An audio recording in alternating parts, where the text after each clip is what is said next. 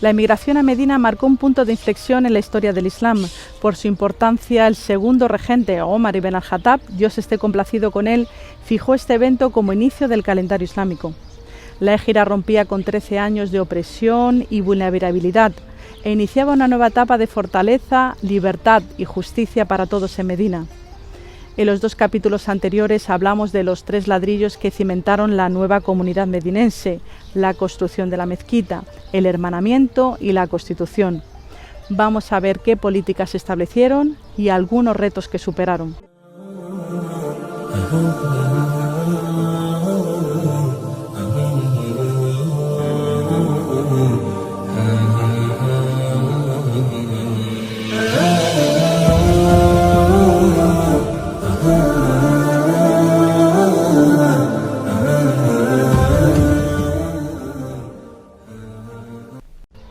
Bienvenidos a la tercera temporada de la vida de Mohammed.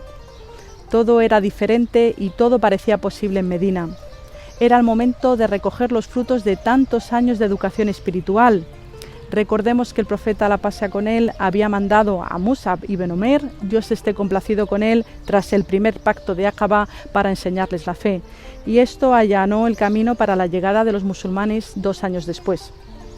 Tiempo de pasar de la formación a la práctica, de llevar a la vida comunitaria las enseñanzas del Islam y de implementar nuevas políticas que no era posible desarrollar en Meca, políticas de índole económica, espiritual y social. Ahora los musulmanes eran independientes y no estaban sujetos a las políticas económicas de nadie. Los emigrantes mecanos llevaban el comercio en la sangre y los acogedores, los ansar, se dedicaban al cultivo principalmente y para comerciar iban a las afueras a los zocos de los judíos. El profeta Mohammed, la paz sea con él, visitó los zocos de Medina y no le gustó algunas prácticas como el monopolio y la usura. Así que creó un mercado dentro de la ciudad sin impuestos e instauró una nueva filosofía comercial sin precedentes, donde se compraba y se vendía según los valores islámicos. ¿Y qué quiere decir esto? Se premiaba la honestidad y se prohibía el engaño.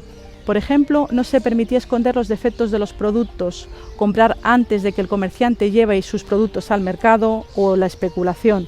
El resultado fue que la economía prosperó y les aportó la tan necesaria independencia económica, además de darle una estabilidad a los emigrantes que lo habían dejado todo atrás.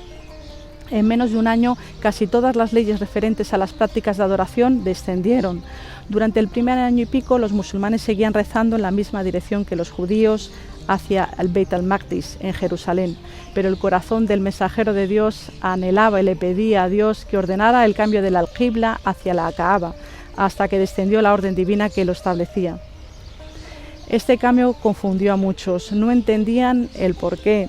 El simbolismo estaba claro. El profeta Mohammed, paz sobre él, venía de la misma tradición que los profetas de la gente del libro. Al fin y al cabo, rezamos al mismo Dios. Pero ahora ya era tiempo de volver a la primera casa dedicada a la adoración de Dios único, construida por los profetas Abraham e Ismael, la paz sea con ellos. El enviado de Dios empezó a enviar delegaciones para establecer alianzas con las tribus vecinas y ampliar la zona de influencia de los musulmanes, proteger su seguridad y difundir la palabra de Dios. Era vital seguir los movimientos de Quraysh y demostrarles que no pensaban renunciar a sus derechos una vez establecidos en Medina. Los musulmanes se hacían fuertes en el nuevo enclave en medio de la ruta comercial a Siria, y esto podía hacer peligrar la vía de oxígeno económico de sus opresores qurayshíes. Los líderes de la Meca, violando el código de honor tribal, se apoderaron de las propiedades y los bienes que los emigrantes habían dejado en Meca. Esto indignó a los musulmanes, que decidieron mandar expediciones para interceptar las caravanas que pasaban cerca de Medina para recuperar el equivalente a lo expropiado. No había habido combate ni bajas hasta que en una de las misiones en el oasis de Nakhlat acabó mal. Un pequeño grupo de musulmanes mató a un qurayshita en la última noche de Rajab, considerado un mes inviolable.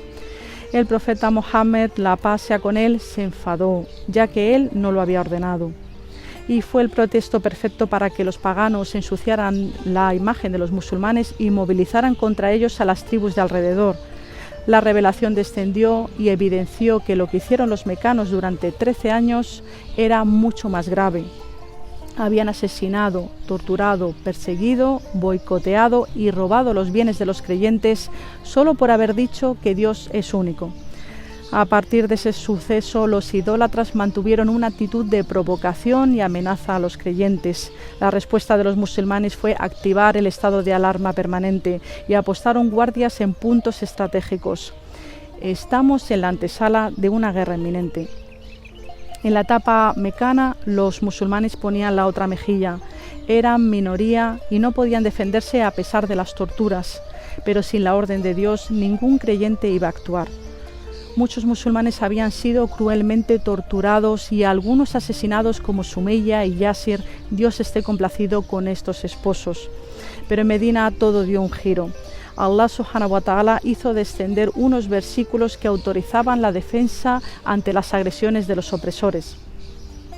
A quienes luchen por haber sido víctimas de una injusticia, les está permitido luchar. Verdaderamente Dios tiene poder para ayudarles. Los que fueron expulsados de sus casas sin derecho, solo porque habían dicho nuestro Señor es Allah. Si Dios no se hubiera servido de unos hombres para combatir a otros, habrían sido destruidas ermitas, sinagogas, oratorios y mezquitas, lugares donde se menciona el nombre de Dios en abundancia. Es cierto que Dios ayuda a quienes acoge su causa. Realmente Dios es fuerte y poderoso. A la yihad espiritual de abandonar las injusticias de la época preislámica, el culto a los ídolos y luchar contra el ego propio, ahora se sumaba el esfuerzo armado de la legítima defensa para hacer respetar sus legítimos derechos. Intentan matarte, te echan de tu hogar, roban tus propiedades, te oprimen. Cualquier sociedad actual aprobaría esta defensa por causa justa. Y esta defensa armada se autorizó para un tiempo, lugar y necesidad concretos. Emigraron tantos musulmanes a Medina que ya no podían ser acogidos en las casas de los medinenses, así que el profeta, la paz sea con él, ordenó que la parte de atrás de la mezquita se cubriera para cobijar a los más pobres. Era una medida temporal, hasta que consiguieran los medios económicos necesarios. A estos hombres se les considera de la élite de los sahaba. Lo habían dejado todo por la causa de Dios y tenían una gran devoción. Solo buscaban la cercanía con el mensajero, la paz sea con él, para aprender y para poder vivir su religión en libertad. Al vivir en la propia mezquita, su nivel de conocimiento del Corán y de la religión eran incomparables. De los residentes más famosos, Abu Huraira, Bilal ibn Rabah, Abu Dhar el-Ghifari, Suhaib el Bizantino y Abdullah ibn Masud. Dios esté complacido con todos ellos.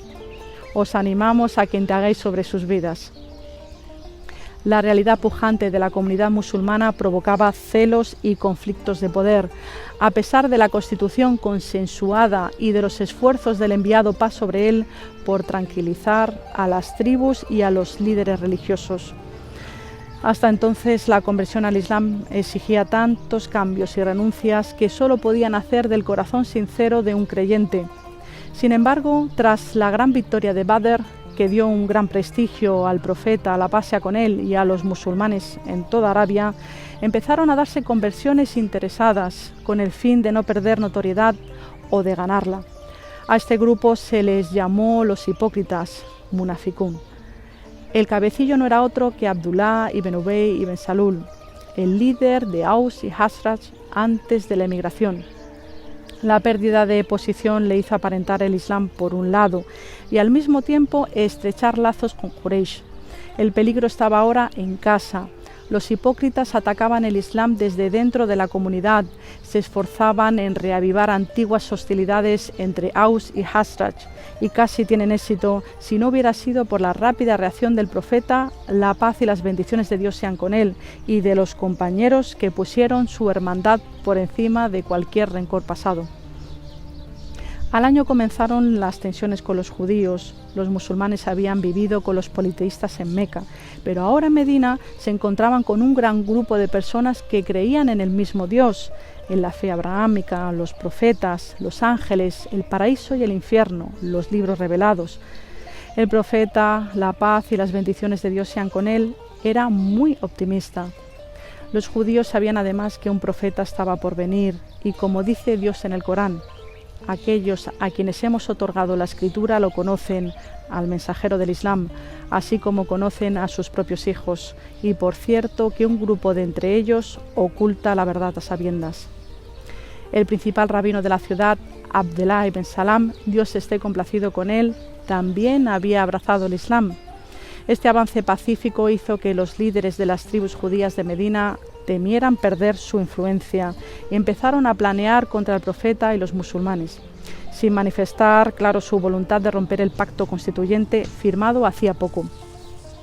En la Meca el rencor seguía creciendo y no era solo por la humillación de una emigración exitosa, sino que se trataba de poder y dinero. Veían que el equilibrio de poderes en Arabia podía balancearse hacia el lado de los musulmanes, ya que por siglos Quraysh había sido el custodio de la Kaaba y gestionaba la feria anual a la que acudían todas las tribus. No todos los musulmanes habían emigrado, los que no pudieron hacerlo eran maltratados y humillados. Algunos mantenían su conversión en secreto. El profeta Mohammed, la paz sea con él, no dejaba de pensar en cómo liberarles. Un día los musulmanes se enteraron de que de Meca había apartado a Siria la caravana anual más importante, que además llevaba sus bienes expropiados para su comercio. El profeta Mohammed, que la paz sea con él, reunió a unos 200 compañeros con solo 30 camellos para interceptarla a su regreso a Meca. Abu Sufyan, el líder de la caravana, supo de las intenciones de los musulmanes e inteligentemente escapó tomando una ruta alternativa, al mismo tiempo que mandó informar a sus socios qurayshíes para movilizarse y venir a socorrer sus mercancías y su oro. La caravana se salva y los dos contingentes se enfrentarían en los pozos de Badr. De esta importantísima batalla hablaremos en el próximo capítulo, si Dios quiere. Que tengáis una feliz semana. As-salamu alaykum.